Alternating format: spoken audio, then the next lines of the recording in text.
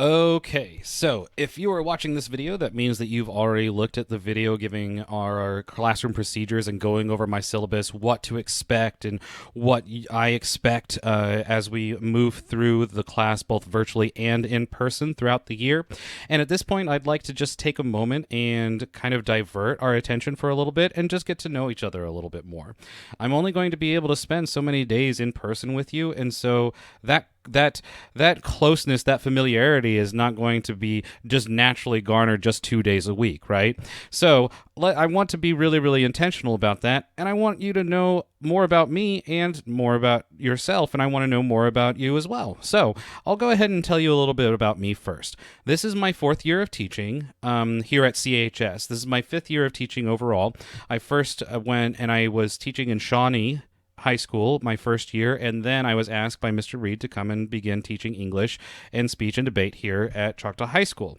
I am a Choctaw High School graduate myself. I was in drama with Miss Burton, and I was in band with the Eries, along with any number of different things, and I really enjoyed my time while I was here. I did start a little late whenever it comes to teaching. I had to go back to school. I was on a career track in on several different avenues. I tried just about everything, whether it be from the business side, whether it be from the social side, whether it be from the service industry, whatever it might be. I tried a dozen different things. I wasn't happy with anything until finally I decided, you know what?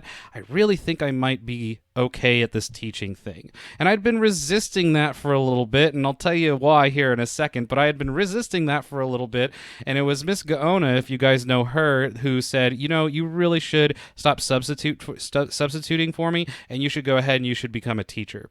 And so I took her advice, and I took her up on it, and I went back to school because my credits wouldn't transfer, and I ended up graduating with an English degree, and I wake up now and I'm more excited to come to work than I am to stay in bed, which is saying something because I love my bed. I love my pillow. I love being able to sleep in. I am not a morning person. You'll be able to figure that out very quickly whenever you are interacting with me. You wait until Mr. Beck gets his cup of coffee and then he's ready to roll, all right? But if it is before that, you need to watch your step. You're on thin ice. And it's not any fault of your own. It's just the way that Mr. Beck functions, okay?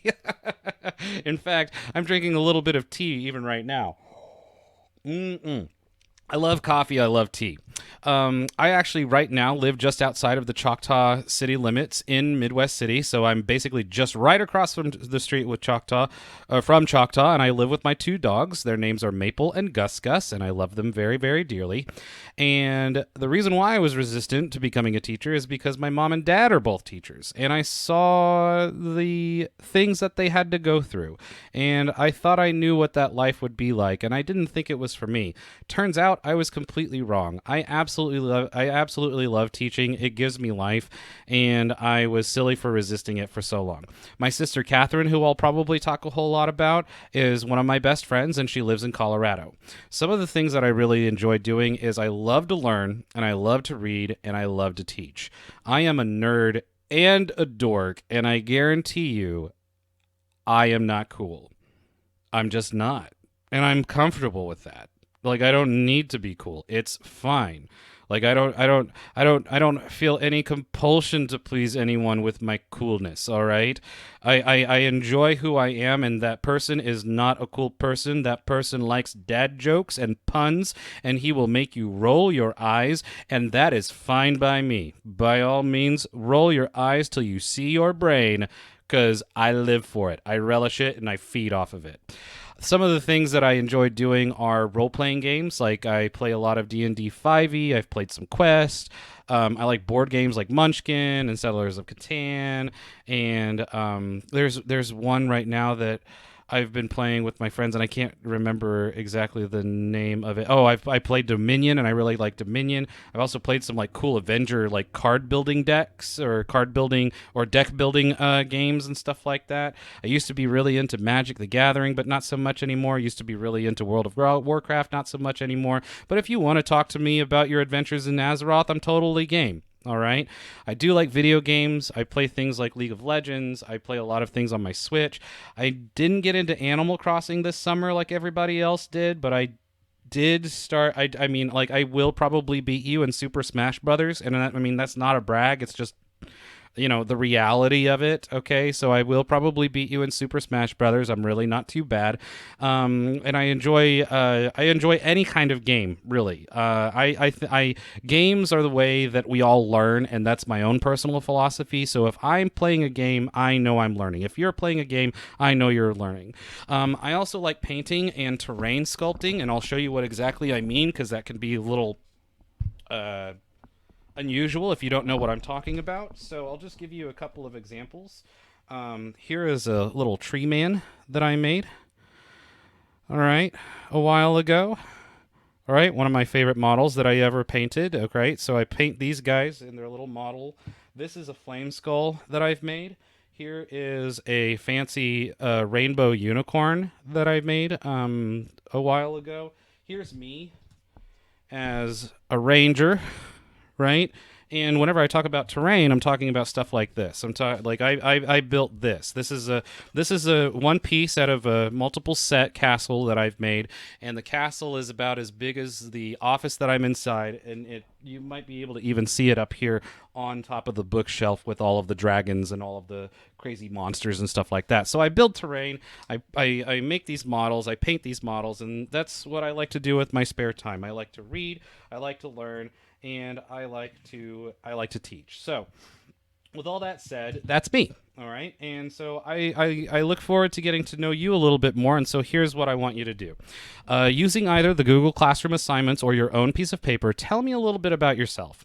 Write at least a full paragraph of about 5 to 8 full sentences. That's 5 to 8 full sentences. Not my name is blank. I like blank. All right. No, my name is so and so, and I am from such and such, and my parents are such and such. Right? That's one sentence. I really enjoy this, so on and so forth. So tell me about your hobbies. Who is your favorite teacher and why? What is your family like? Do you have brothers and sisters?